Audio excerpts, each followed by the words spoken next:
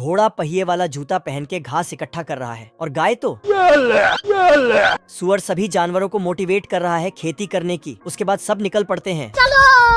सुबह सुबह गाय न्यूज पढ़ती है और कुत्ता बिल्ली उसका दूध निकाल के बोतल में भरती है। बकरा आता है गाड़ी स्टार्ट कर और साला कुत्ता उस पे सामान लोड कर देता। चलो। बिल्ली ने सांड को लाल गमछा दिखाया और बहुत सारे सेब को नीचे गिराया। फिर बिल्ली सेब को मशीनों से बटोरता है और खरगोश पीछे से पकड़ता है। अच्छा। कुत्ते ने धनुष में तीर लगाया और साला फट से एप्पल जूस बन जाता है। कैची छोटा पड़ रहा था इसलिए बगुले को ही कैची बना दिया है। बड़े खतरनाक लोग हैं। मुर्गियों को डांस दिखाया तो बहुत सारा अंडा दिया।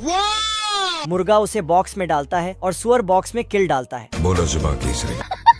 ट्रेन वाली इल्ली बॉक्स में चढ़ती है। फिर क्या हुआ? फिर इसका डिब्बा अलग अलग होके ठोकना शुरू कर देता है। बॉक्स में किल। फिर सारे फल सब्जी को असली ट्रेन में लोड करके बाजार बेचने चली जाती है। इन जानवरों के लिए 1 लाइक तो बनता है। ये मुर्गियाँ एक एक करके अपना चमड़ी उतारती हैं, फिर रगड़ रगड़ के नहाती है और डांस भी करती है।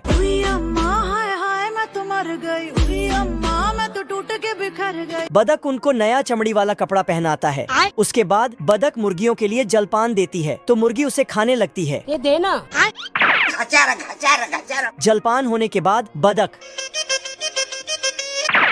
घर पे चलो। फिर सभी मुर्गियों को वापस घर ले जाने लगता है और रास्ते में थोड़ा बहुत कहानी भी सुनाती है। अच्छा। मुर्गियाँ घर के अंदर आता है तो बदक उनके लिए गाना बजाता है।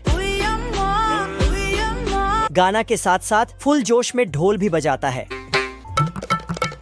तो मुर्गियाँ खिड़कियों से निकलता है और अनलिमिटेड अंडा देकर दूसरे खिड़की से अंदर जाता है और फिर बाहर आता है। मैं जीजा जी का होटल है। साला बदक जल्दी जल्दी से ढोल बजाता तो मुर्गियाँ भी जल्दी जल्दी अंडा देती हैं। अरे रुक जा। ये मुर्गियाँ तो बहुत ही एडवांस हैं। बतख अंडे को नाप तोल करता है। गजब। फिर बतख मुर्गियों को उनके घोंसले तक पहुँचाती है। उसके बाद बतख सभी अंडों को मार्केट में बेचने चला जाता है। एक गिर जाता तो उसको पकड़ लेता है। ठीक है। बतख अंडा बेचने के लिए अंदर जाता है तो इधर ये साला लोमड़ा घात लगा के बैठा था। अब देख तू। मौका पाते ही मुर्गियों के घर तरफ भागता है। और फिर अपना औजार निकाल के घर में छेद करने लगता है। मुर्गियाँ ये सब देखते ही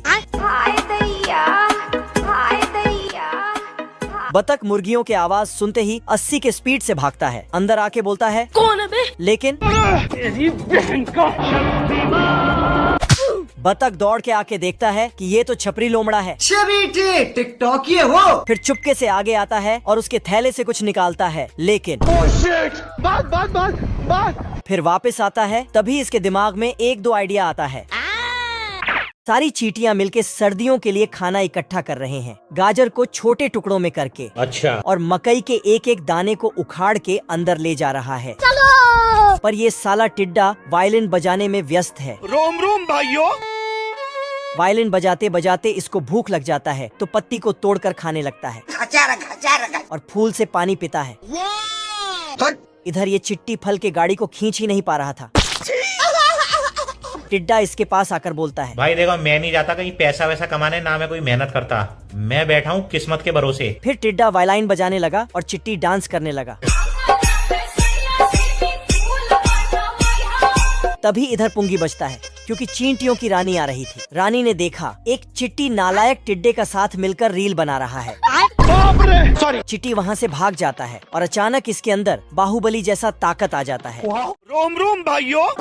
बड़े लाल ने देखा चुलबुली मौत को गले लगाने जा रही है तो बड़े लाल लटक के बचाने चला जाता है, लेकिन साला छोटे लाल ने रस्सी को उछाल डाला तो बड़े लाल भी उछल जाता है। फिर छोटे लाल बहुत बड़ा मछली का कांटा लाता और चुलबुली को उसमें फंसा के खींचने लगता, लेकिन बड़े लाल भी कहाँ रुकने वाला था। उसने भी चुंबक वाला जंजीर फेंका और अपने ओर खींचने लगा। दोनों तरफ से खींचने से चुलबुली कांटे से निकल जाती है और छोटे लाल बाबू बाबू करते हुए बचाने जाता है तो बड़े लाल इसके ऊपर पिघला हुआ लोहा डाल देता है, जिसके बाद वही मूर्ति बन जाता है। खाओ माँ कसम। बड़े लाल जाल लेके चुलबुली को पकड़ता है, लेकिन आग के ताप से जल जाता है और चुलबुली किस कलर की चड्डी पहने हो बता दो ना। फिर छोटे लाल ने अपना डर की आंख वाला दवा जूते से बाहर किया और सिगार से खाया और बोला सिस्टम पार देंगे। पर बड़े लाल इसे रोक लेता है और इस पे लोहा गिरा देता। लोहे से छोटे लाल ने तोप बनाया और बड़े लाल को बोला और जाके चुलबुली को बचा के ले लिया। किस ये दो नालायक शेर बतख का मछली चुरा रहा है। मछली चुराते चुराते बतख को ही उठा लिया और उसका बंदूक भी। तभी बतख क्या रे भिकमंगिया? साला छोटे शेर ने बंदूक अपने बाप की ओर करके भाग गया। बाप रे! कुछ घंटे पहले शेर मछली पकड़ रहा था और इधर बतख बहुत सारा मछली पकड़ लिया था। इसे देख के छोटे शेर के मुंह में नदी बहने लगा। बतख का एक मछली वहीं गिर जाता है तो छोटा शेर जाके उसे उठा लेता। आज तो मजा आने वाला है। इस शेर के कांटे में एक छोटा सा मछली फंस जाता है तो उसे अपने बेटे को दिखाने जाता। अब देख तू।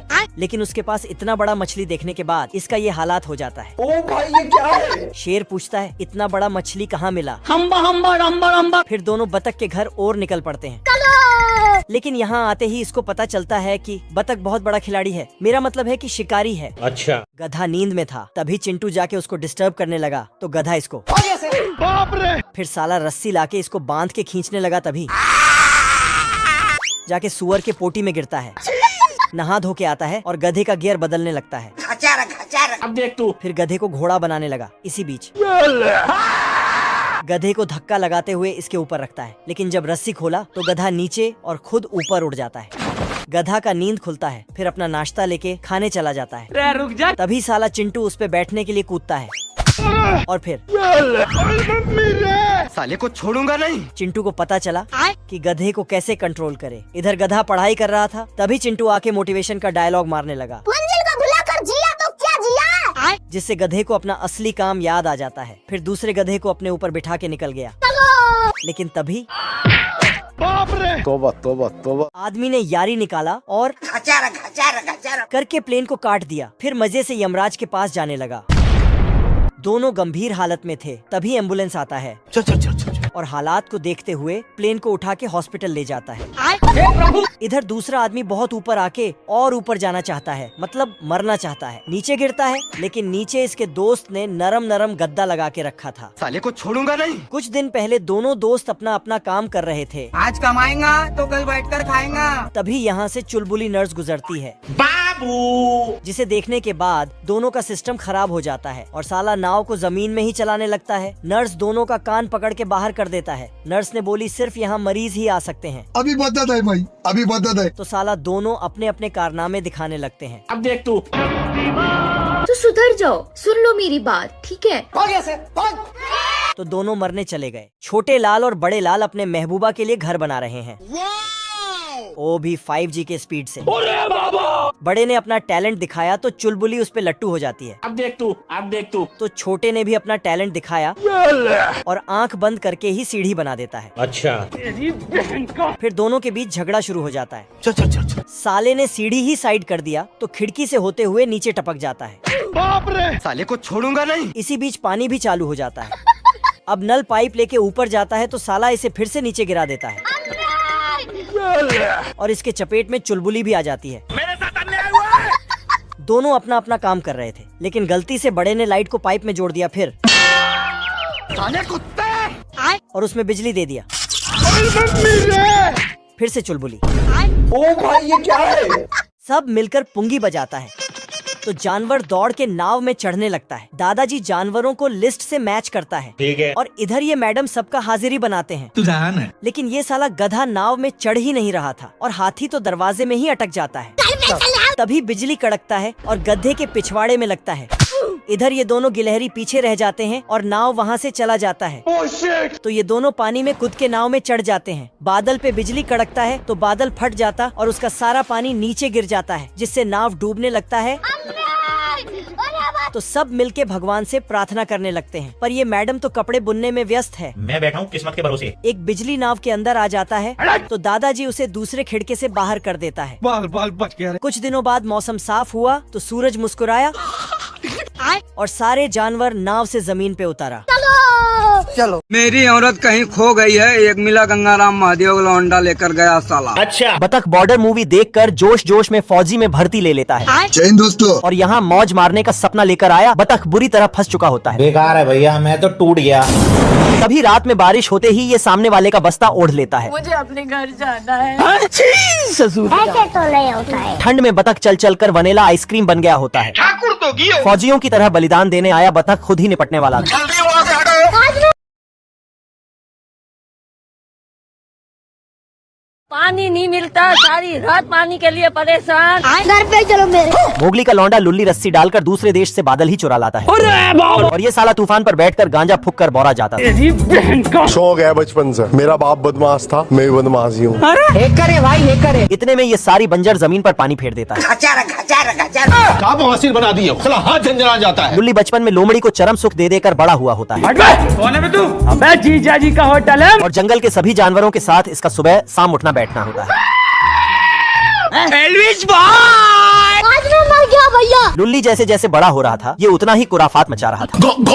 तभी इसके दोस्त घोड़े को गिद्धों का झुंड लपेटने वाला था। हमको परेशान किया गया। ये देख लुल्ली अपने लुल्ली। ये बतख अपने लिए सस्ता सा हवाई जहाज बना रहा है, लेकिन आटा से।